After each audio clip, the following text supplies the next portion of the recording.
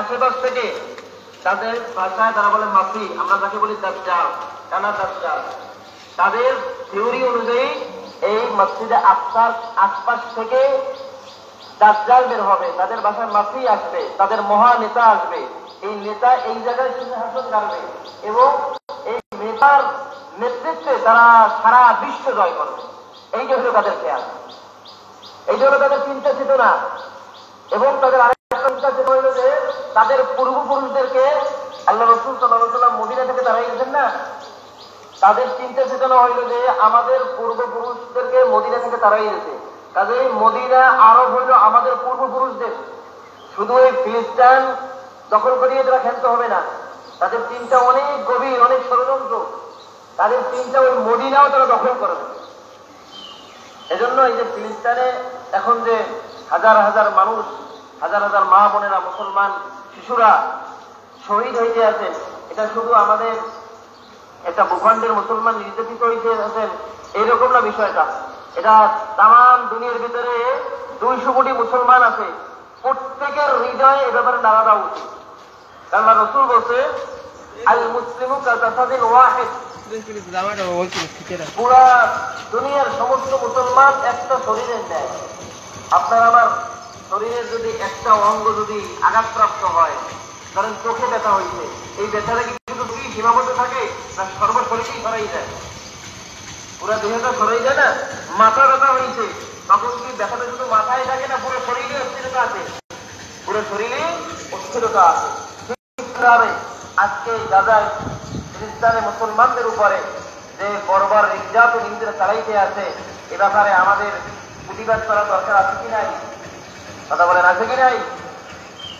মাথায় যখন ব্যথা হয় তখন হাত বলেনি আমি কখনো কোনো টাকা উঠাই দিব, ব্যথা তো তোমার।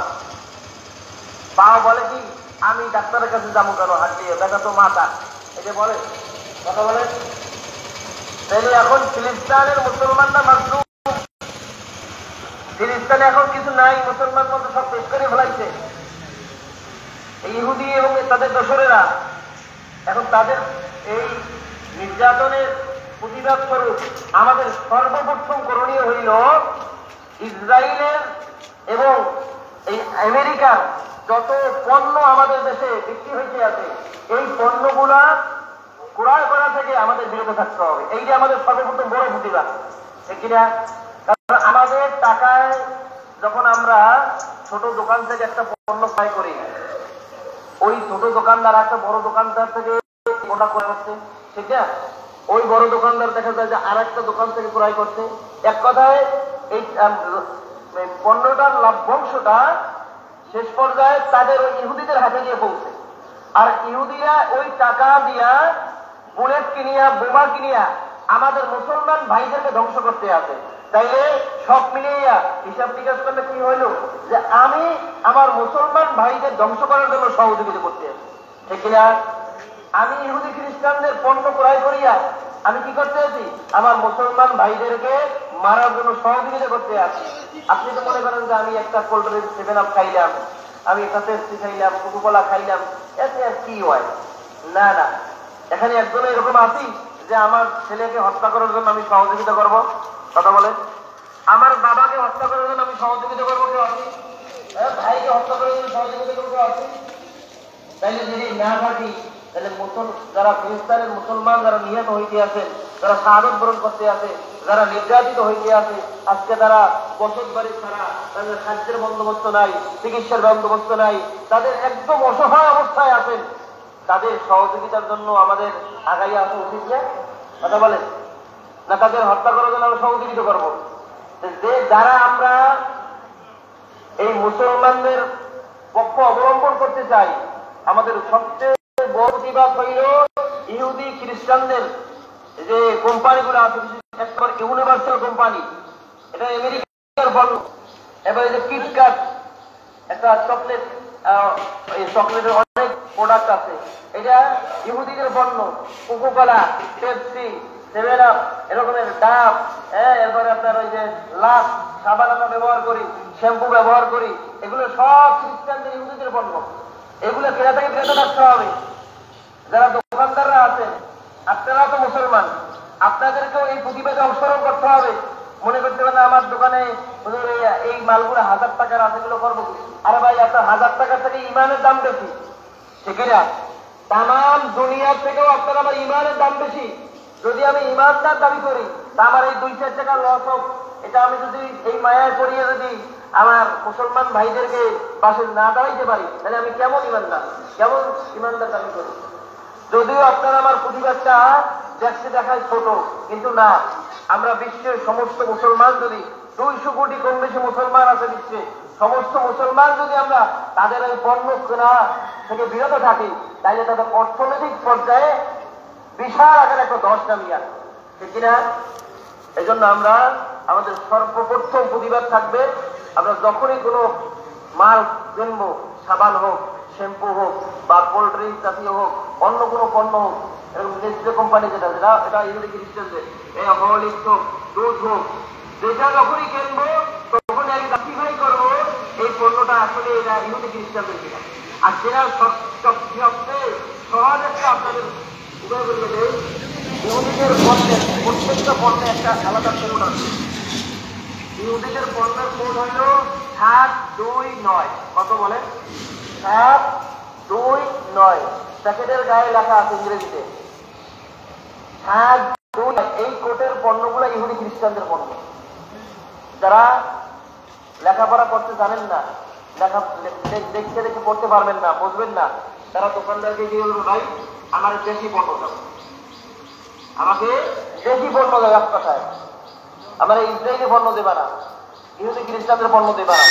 আপনি চাকরি করিয়া ওই ইহুদিদের পণ্য চোরাই করিয়ে খান, আপনি মুসলমানের রক্ত গেলতে আছেন, আপনি মুসলমানকে হত্যা করার জন্য সহযোগিতা করতে আছেন, আপনি মুখে স্বীকার করেন ইমানদার, কিন্তু আপনার অন্তরের ভিতরে ইমানের ভিতরে নেফাকি আছে, মুনাফিকি আছে। কারণ একজন মুসলমান দাবি করিয়া সে একজন মুসলমান ভাইকে হত্যা করতে সহযোগিতা করতে পারে না। পারে? কথা বলেন পারে? তাহলে আমরা এই প্রতিবাদটুকু করতে পারবো? সবাই পারবো ইনশাআল্লাহ বলি। যখনই যেই পণ্যটা কিনতে যাব, ছোট থেকে ছোট হোক, ইহুদি খ্রিস্টানদের কোনো পণ্য আমরা ক্রয় করব না ইনশাআল্লাহ। এই প্রতিবাদে আজকে বিকাল 3টায় আমাদের গোপালনগর বাজারে বিক্ষোভ মিছিল হবে। দল মত নির্বিশেষে, আওয়ামী লীগ, জামাত, দল মত নির্বিশেষে সবাই এই বিক্ষোভ মিছিলে অংশগ্রহণ করব। আল্লাহ রাব্বুল আলামিন তো দেখবেন যে আমার মুসলমান বান্দারা নির্যাতিত, মাজলুম, তাদের পক্ষে অন্য দেশের মুসলমান তারা তাদের সাধ্য অনুযায়ী প্রতিবাদ করার চেষ্টা করছে, ঠিক কিনা? আল্লাহ দেখবে কিনা? দেখবে না? ইব্রাহিম আলাইহিসসালামকে যখন নমরুদ আগুনে ফেলাইছিল, ব্যাঙ শুধু প্রস্রাব করছিল, ব্যাঙের প্রস্রাবে কি আগুন নিভছিল? কথা বলে নিভছিল? কিন্তু শুধু সামান্য একটু সে চেষ্টা করছে, যার কারণে সে আল্লাহ রাব্বুল আলামিনের কাছে প্রিয় হয়ে গেছে, আল্লাহর হাবিব খলিলের কাছে প্রিয় হয়ে গেছে। ঠিক তেমনি ভাবে আপনারা আমার ফিলিস্তিনে গিয়া এরপরে তাদের সাথে যুদ্ধ করার মতো সামর্থ্য আপনার আমার নাই, আমাদের আছে? এরকম সুযোগ আছে? সুযোগ নাই। যতটুকু আপনার আমার প্রতিবাদ করার সুযোগ আছে, এইটুকু প্রতিবাদ করার মাঠে যদি অংশগ্রহণ করতে পারি, অন্তত পক্ষে আল্লাহ রাব্বুল আলামিন আপনাকে আমাকে মাফ করে দেবেন, ঠিক না? আর এই প্রতিবাদে যদি অংশগ্রহণ করতে না পারি, আমাদের বুখাইনগর বাজার এই জায়গা থেকে তো কয়েকশো মাইল দূরে, দূর, হ্যাঁ, বরিশালও যাইতে বলি নাই, বুখাইনগর বাজারে সবাই ইনশাআল্লাহ অংশগ্রহণ করবো। যদি এই প্রতিবাদে অংশগ্রহণ করি, আর বিশেষ করিয়া দোকানদাররা যারা আছে, অনেকেরই বলে যে হুজুর আমরা তো এটা কিনছি, আমাকে তো বেচতে হয়। আপনার বেচতে হয়? আপনি মুসলমান না? আপনি তো আপনার মুসলমান, আপনার তো ইমানি দায়িত্ব আছে, ঠিক কিনা? এই জন্য দোকানদার যারা আছেন কষ্ট নিয়েন না। আপনাদের হাতে যদিও বলি, আপনারা দোকানের যে পণ্যগুলা এখন যেগুলো আছে এগুলো না বেচতে পারেন ভালো, সামনের দিকে তাদের পণ্য রাখবেন না। সবাই যদি একযোগে তাদের পণ্য বিক্রি করা বন্ধ করিয়ে দেন, না রাখেন, তাহলে সবচেয়ে বড় প্রতিবাদ হবে, সবচেয়ে বড় প্রতিবাদ হবে। কারণ তাদের পণ্য আমরা যখন কিনি, এই লভ্যাংশটা এক পর্যায়ে বিকাশের মতো তাদের কাছে গিয়ে পৌঁছে। আর এই আমাদের টাকা দিয়েই তারা গোলা বারুদ কিনিয়া, বোমা কিনিয়া আমাদের মুসলমান ভাইদেরকে ধ্বংস করে দিতে হবে। দেখেন না, হাজার হাজার মানুষ ধ্বংস হয়ে গেছে। হসপিটালের উপরে বোমা বর্ষণ করে, মসজিদের উপরে বোমা বর্ষণ করে, যে মর্মান্তিক নির্যাতন তারা চালাইতে আছে, বিশ্বে এরকম কোন ইতিহাস কেউ দেখে নেয়। এতটা পাশবিক নির্যাতন তারা চালাইতে আছে। আজকে মুসলমানদের খাদ্য নাই, সুচিকিৎসা নাই, ডাক্তাররা পর্যন্ত শহীদ হয়ে গেছে, সাংবাদিক শহীদ হয়ে গেছে, মসজিদে মুয়াজ্জিন আযান দিতে আছে, ওই অবস্থায় বোমা বর্ষণ করছে। আশহাদু আল্লা ইলাহা ইল্লাল্লাহ বলতে সামনের বাক্য আর বলতে পারে না, শহীদ হয়ে গেছে। এটা তো ভাই ঘটনা না, এটা ইতিহাস না, এটা তো এখন আমরা স্বচক্ষে দেখতে আছি, ঠিক না? এই যে ফিলিস্তিনের যে ঘটনাগুলো এখন আমরা সবাই দেখি না, এটা দেখার পরেও যদি আমাদের অন্তরের ভিতরে, হৃদয়ের ভিতরে একটু নাড়া না দেয়, একটু অনুশোচনা না